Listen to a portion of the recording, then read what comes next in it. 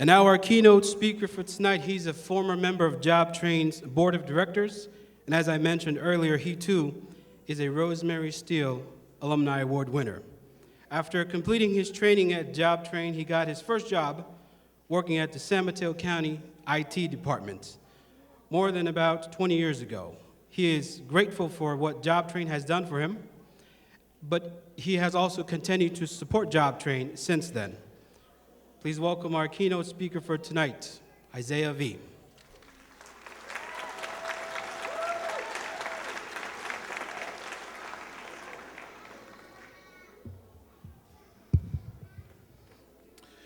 The mid-'80s and onward to the mid-'90s was a very difficult time in the city of East Palo Alto.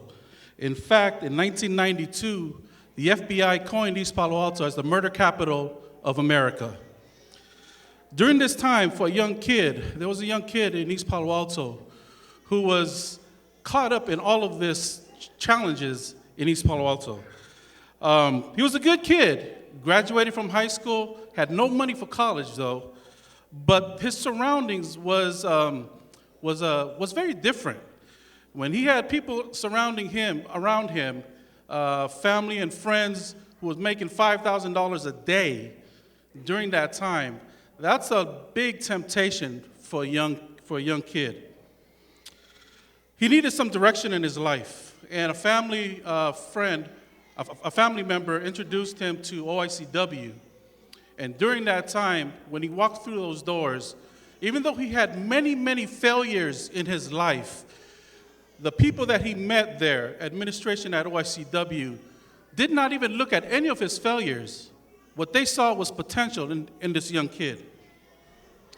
And he had no idea that by enrolling in OICW at that time was going to radically change his life forever.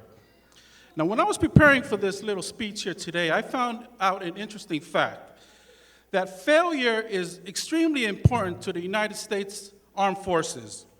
For example, for the Navy SEALs, they will only hire people who have failed at some point in their life and bounced back.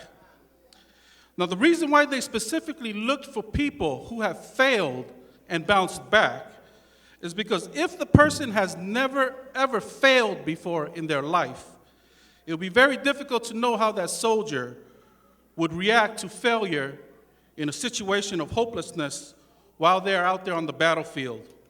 And so today, graduates, I want to talk to you about a subject that no one really likes to talk about, and that's failure. Even though we face it every day, nobody wants to talk about that. And I want to talk about the fact that if you failed in the past, it's okay. And I hope the next few minutes will be an encouragement to those of us who have failed in the past. Now, if you're one of the few who have never, ever failed before, just keep on breathing, keep on living, because your turn is coming. In fact, I'm happy for you if you've already failed before. Now, graduates, turn to your neighbor and tell them this thing that I'm going to tell you. This is not my opinion, but Isaiah told me to tell you that not only is he glad that he's failed, but he hopes that you've already failed too. Now, you're probably saying, Isaiah, you know what? I got an issue with that statement that you're saying, because today is a graduation, and we're supposed to be getting ready for success. You should be giving us a word of encouragement. You should be giving us a word that's inspirational. And here we are, excited, gassed up, fired up, turned up, and crunked up.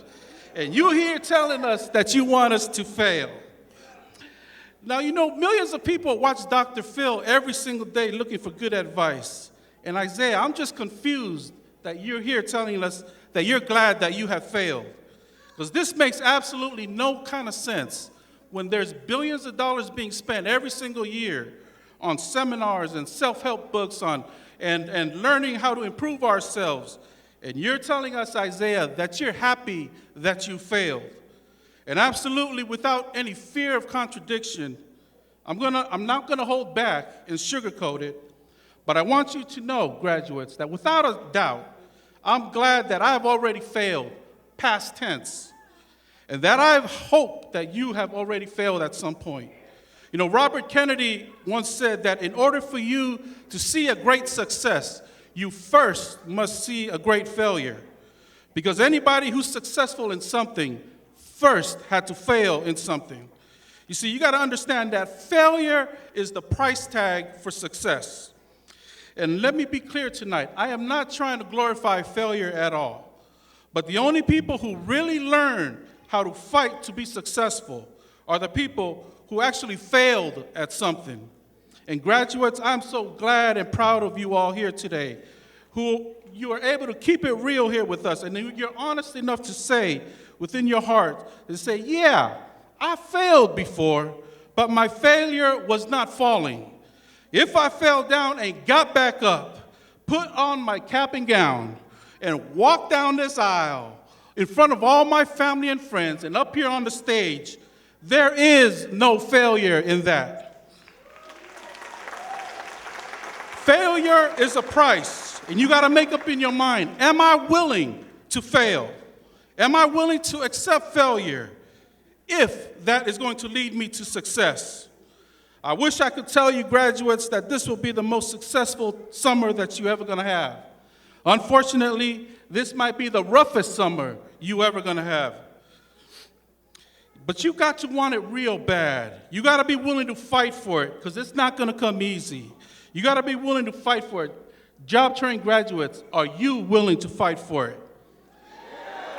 Now, I'm talking about your future. I'm talking about, are you willing to fight for your destiny, for your purpose? Are you willing to fight for your future success? In order for you to get to your success, you got to fail first. Now, tell your neighbor, I think I'm already qualified. Now, I'm going to wrap this up right now, but I want to encourage you all, if you've had some failures in the past, use those failures to push you forward to the next level. Graduates, are you ready to go to that next level?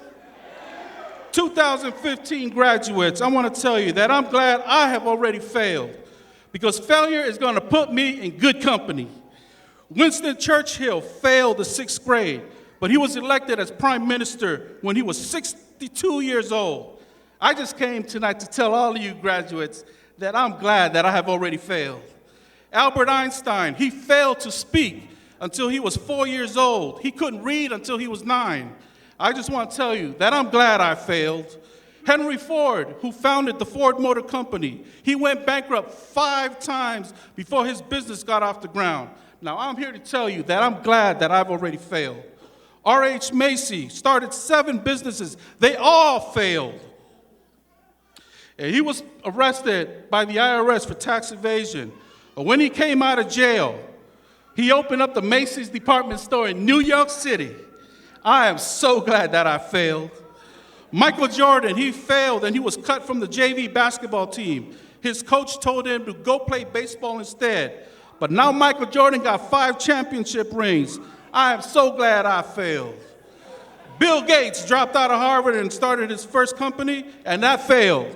His second company took off, and that was Microsoft. Went on to be a global empire, and now he's worth $82 billion. Can you imagine being worth $82 billion? I'm glad I failed. We got Steve Jobs, who dropped out of college to start a small company in his garage. And now you got iMac, iPod, iPad, iPhone. Now we got an iWatch. Come on, somebody. He turned Apple into the most valuable company, who's now worth almost $1 trillion. I am so glad that I failed. Now, here's somebody that maybe a lot of you understand, or maybe a lot of you know. Sean Puffy Combs. He was in special ed. He rode the short yellow bus to school. But now Puff Daddy, a.k.a. P. Diddy, worth $700 million. I am so glad that I failed. Now, let me tell you something. Can I keep it real with y'all? Remember that young man we talked about earlier on in my speech? Well, you're looking at that same man who had all of those failures. This is another homegrown tomato. I've had some financial setbacks. I failed miserably in many relationships. People who I thought loved me, they left me. I failed my family. I failed to fulfill my father's wishes while he was still alive. People thought I would never amount to anything, but I'm standing here today as living proof to never, ever say never. Because even though I failed, my determination never failed. My drive never failed. And most importantly, I did not fail to handle that next level. Can you handle that next level, class? Graduates, if you failed before, I have great news for you, because you still have a great opportunity for success, and take it to the next level. Congratulations.